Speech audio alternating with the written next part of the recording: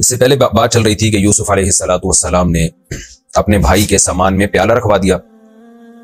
اور پھر ایک شخص نے ندا لگائی کہ اے قافلے والوں تم چور ہو۔ قافلے والوں نے کہا کہ ہم زمین میں فساد مچانے نہیں آئے، اور اللہ کی قسم ہم چور بھی نہیں ہیں۔ تو انہی کی زبان سے اگلوایا گیا کہ بتاؤ پھر اس کی جزا کیا ہے جس کے سامان سے وہ پیالہ نکلے، یعنی جو چور ثابت ہو جائے اس کی سزا کیا ہے؟ تو انہوں نے کہا کہ بھائی سزا یہی ہے کہ ہمارے دین میں اس کو رکھ لیا جاتا ہے غلام بنا کے، خادم بنا کے۔ تو بالآخر وہ پیالہ بنیامین کے تھیلے سے، بنیامین کے کجاوے سے، بنیامین کے جو بھی سامان تھا وہاں سے نکل آیا۔ اور اللہ تعالیٰ فرماتے ہیں ہم نے اس طرح سے یوسف کو ایک تدبیر سکھائی۔ قالوا ان يسرق فقد سرق اخ له من قبل، تو وہ کہنے لگے بھائی کہ اگر اس نے چوری کی ہے تو اس کے بھائی نے بھی پہلے چوری کی تھی، یعنی یوسف نے۔ کیسے یہ الزام لگایا انہوں نے، اس کے بارے میں ہمیں صحیح روایت تو نہیں ملتی، البتہ در منصور میں ایک روایت ہے، روایت اگرچہ ضعیف ہے لیکن خوب سمجھ لیں کہ تاریخی واقعات میں ضعیف روایت پیش کرنے میں کوئی حرج نہیں ہے جبکہ اس کے مقابلے میں کوئی صحیح روایت موجود نہ ہو۔ اگر صحیح روایت موجود ہے پھر ضعیف روایت کو آپ پیش نہیں کر سکتے، وجہ اس کی یہ ہے کہ ظاہر ہے ایک مستند چیز موجود ہے تو آپ کمزور کو کیوں پیش کر رہے ہیں؟ اگر اس کے مقابلے میں کوئی صحیح روایت نہیں ہے تو پھر ضعیف پیش کرنے میں کوئی حرج اس لیے نہیں ہے کہ ضعیف موضوع نہیں ہوتی ہے، ضعیف میں اس کا امکان ہوتا ہے کہ یہ صحیح ہو، کیونکہ ضعیف روایت اس کو کہتے ہیں کہ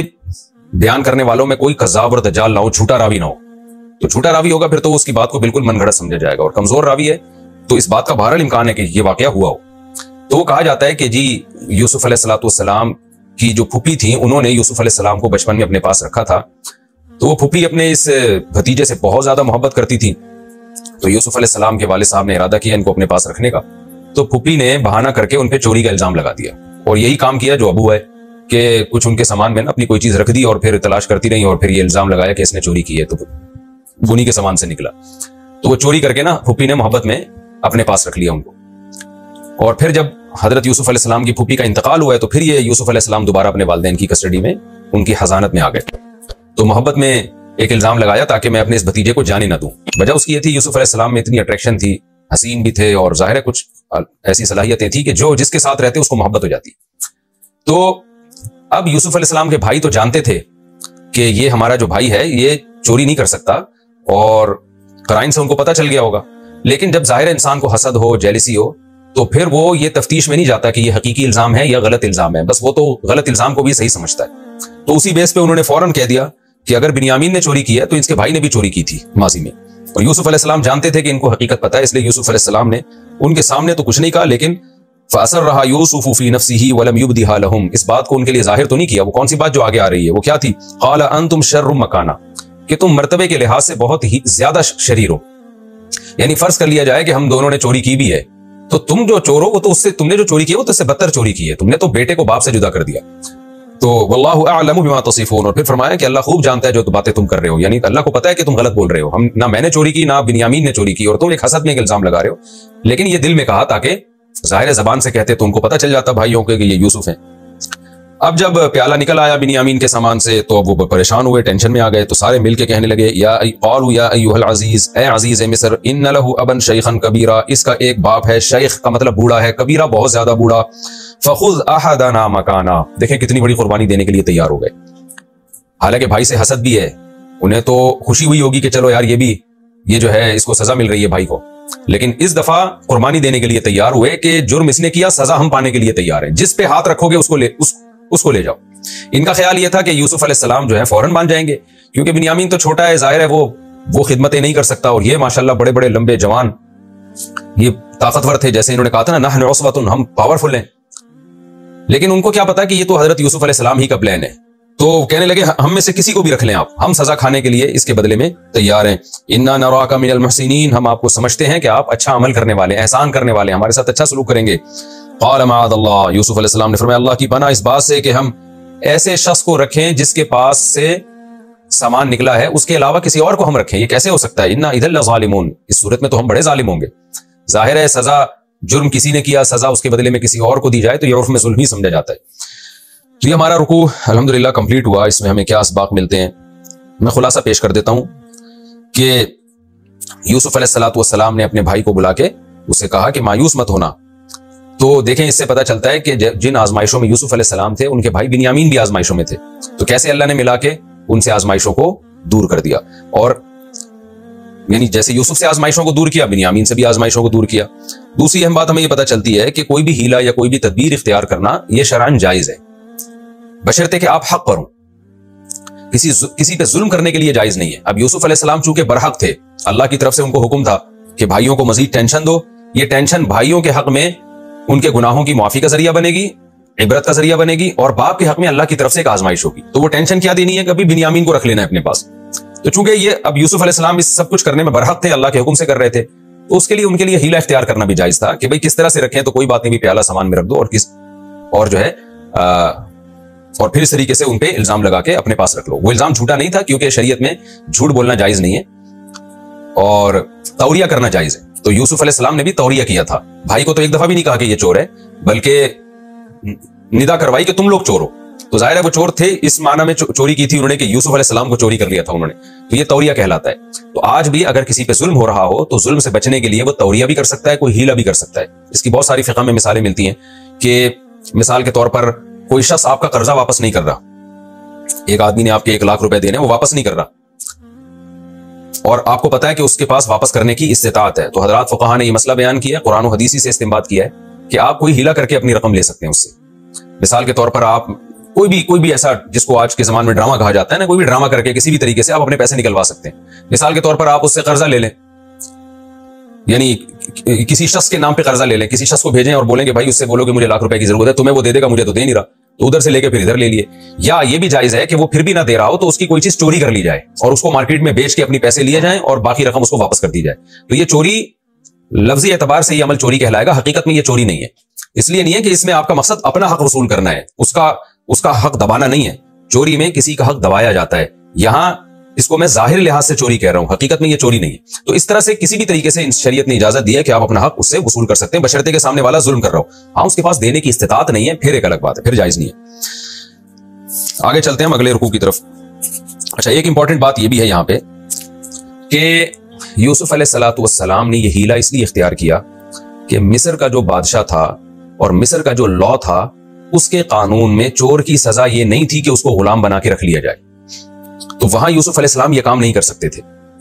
لہذا وہ چاہ رہے تھے کہ دین یعقوب کے لحاظ سے فیصلہ کیا جائے۔ اس سے ہمیں یہ بھی سبق ملتا ہے کہ کسی غیر مسلم ریاست میں کوئی عہدہ لینا بھی جائز ہے اور پھر اس کے ملکی قوانین کی رعایت کرنا بھی جائز ہے۔ جب آپ کسی غیر مسلم کنٹری میں ہوں تو وہاں کا جو لا ہے، جو قانون ہے، اس کو آپ فالو کریں گے، اور وہاں کوئی عہدہ لینا، یعنی آپ عدالت میں جج بھی بن سکتے ہیں وہاں پہ۔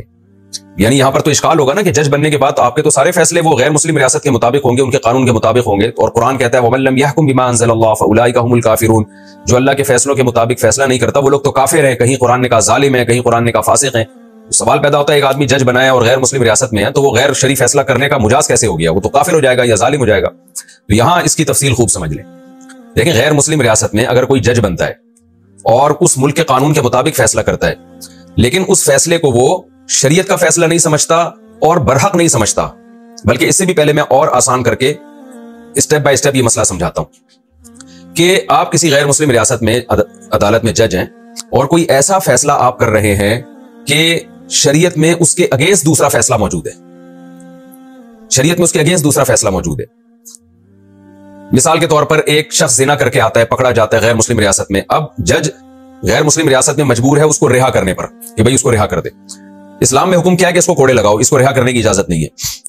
تو یہ فیصلہ کیا ہے؟ شریعت کے فیصلے کے بالکل اگینسٹ ہے۔ تو ایسی صورت میں جج یہ فیصلہ کرے گا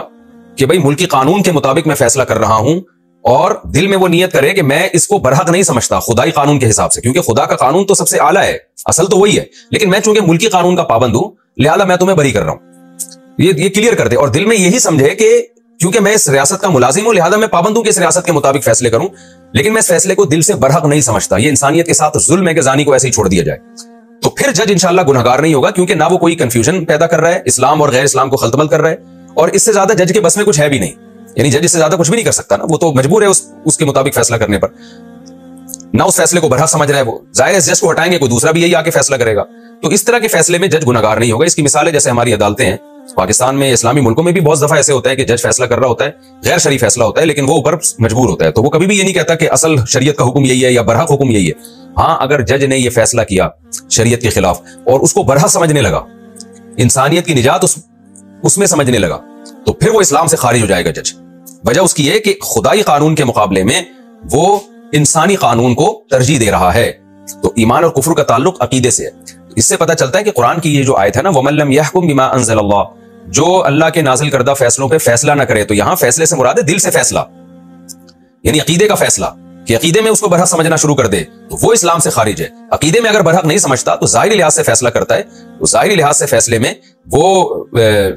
چونکہ پابند ہے ایک ملکی اور ریاست کے قانون کے مطابق فیصلہ کرنے پر، لہذا اس پابندی کی بیس پہ اس کو گناہ نہیں ملے گا. بعض دفعہ ایسے ہوتا ہے ایک صورت میں گناہ بھی ملتا ہے، وہ صورت یہ ہے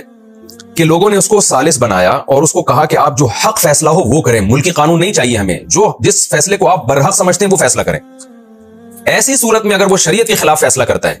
کیونکہ لوگوں نے اس کو ثالث بنایا ہے، جیسے علماء کرام اور مفتیان کرام کے پاس لوگ آتے ہیں یا قبائلی جرگے ہوتے ہیں. اب قبائلی جرگوں میں کسی شخص کو، کسی قبیلے کے سردار کو لوگ آتے ہیں اس کے پاس کہ آپ فیصلہ کریں، تو وہ چونکہ ملکی قانون کا پابند نہیں ہوتا، کوئی ریاست کی کوئی ریٹ کو چیلنج نہیں کر رہا ہوتا، تو وہ پھر اگر مسلم ہے تو اس پر لازم ہے کہ وہ شریعت کے مطابق فیصلہ کرے، کیونکہ وہاں تو وہ آزاد ہے نا، اس پر کوئی دباؤ نہیں ہے. پھر اگر وہ شریعت کے خلاف فیصلہ کرتا ہے تو پھر یہاں بھی دو صورتیں ہیں.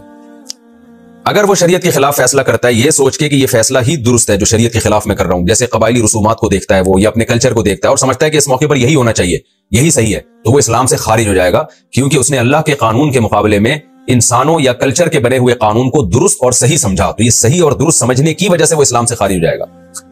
اور اگر وہ یہ سمجھتا ہے کہ نہیں جی اصل تو اللہ ہی کا قانون ہے، لیکن وہ اپنی قبائلی رسومات کے مطابق فیصلہ کرتا ہے یا کلچر کو دیکھ کے فیصلہ کرتا ہے یا کسی کے دباؤ میں آ کے فیصلہ کرتا ہے، اس لیے کہ بھئی اس پر ایک دباؤ ہے یا اس کو کسی لالچ میں آ کے فیصلہ کرتا ہے، تو ایسی صورت میں وہ گنہگار ہوگا، کافر نہیں ہوگا، جبکہ اس کے دل میں یہ عقیدہ ہو کہ اصل فیصلہ تو اللہ ہی کا فیصلہ ہے، لیکن میں لالچ میں آ کے غلط فیصلہ کر رہا ہوں یا اپنے قوم اور قبیلے کی محبت میں آ کے غلط فیصلہ کر رہا ہوں. تو ایسی صورت میں چونکہ اس کو یہ احساس ہے کہ یہ فیصلہ میرا غلط ہے لیکن لالچ میں کر رہا ہے یا دباؤ میں کر رہا ہے، تو کبیرہ گناہ کا مرتکب تو ہوگا لیکن اسلام سے خارج نہیں ہوگا، کیونکہ یہ عملی خرابی ہے، یہ عقیدے کی خرابی نہیں ہے. اسلام سے خارج انسان عملی خرابی سے نہیں ہوتا، عقیدے کی خرابی سے ہوتا ہے.